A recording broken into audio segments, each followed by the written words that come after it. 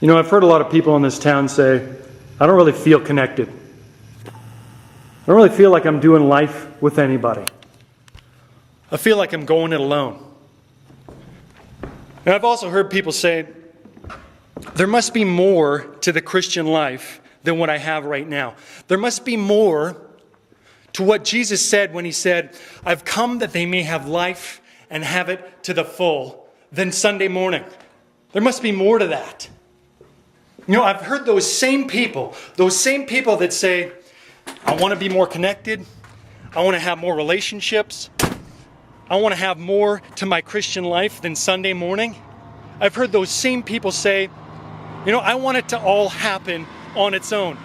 I want it to come together naturally. I want my relationships to just happen and my Christian life to just happen. And I say to those people, you know, did breakfast just happen this morning? Did your weekend plans just happen today? Did your college degree just happen? Or did you have a plan? At Mountainside, we have a plan for community and for following Jesus. And it starts with small groups.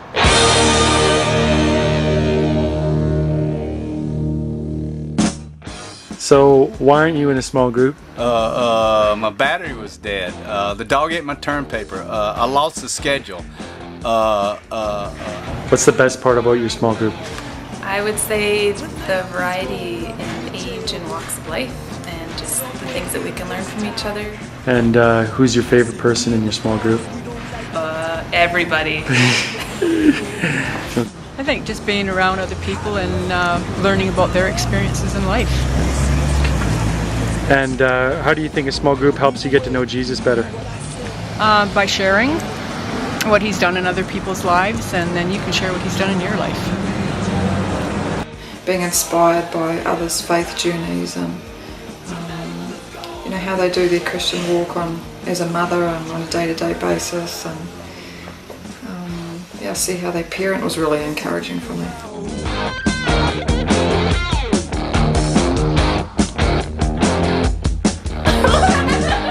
She says there's cool people. There's cool people.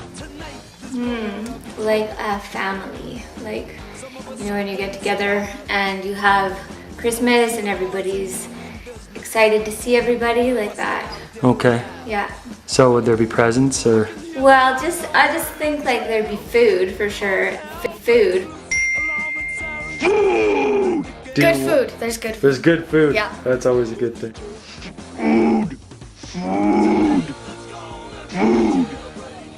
It's the potlucks. The potlucks. Yeah, They're the best. The best. Well, Eating together.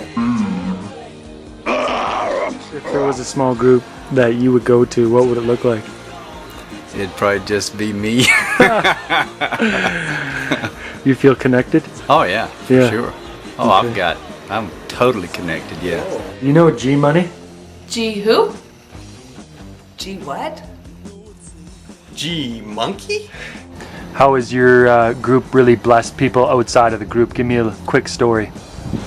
Well, last year we had a banquet for cancer patients and their families, and just invited people from the community to come to that. They couldn't believe that we would do something like that. That just this random group of people that go to this church would put on a huge dinner, and we had an orchestra, and they were just blown away that we would care. Well, last year our small group leader wanted to reach out to people in the community, and we did some food preparation, and through that just had this food that we could bring to needy people in the congregation, whoever needed meals, maybe mothers and sick people and so on. So I think through that we may have made an impact to some degree. Yeah, I was actually able to, I knew that someone was hurting, and so I just went and I grabbed the meal out of the freezer and off I went up, and it was such a joy for me to be able to bless someone like that. It was cool. I really enjoyed that. That's sweet. What was the most awkward moment in your small group? Spiritual gifts. Well, how do you think kids would be a part of that community? Well, I grew up in a church and in a school where I had no Christian friends. So for me, the fact that that our kids could have Christian friends to encourage each other and share similar values, and that they don't have to be the good one at school, let's say, getting labelled as a good kid or whatever, but that they could have friends in their community that are trying to do the right thing.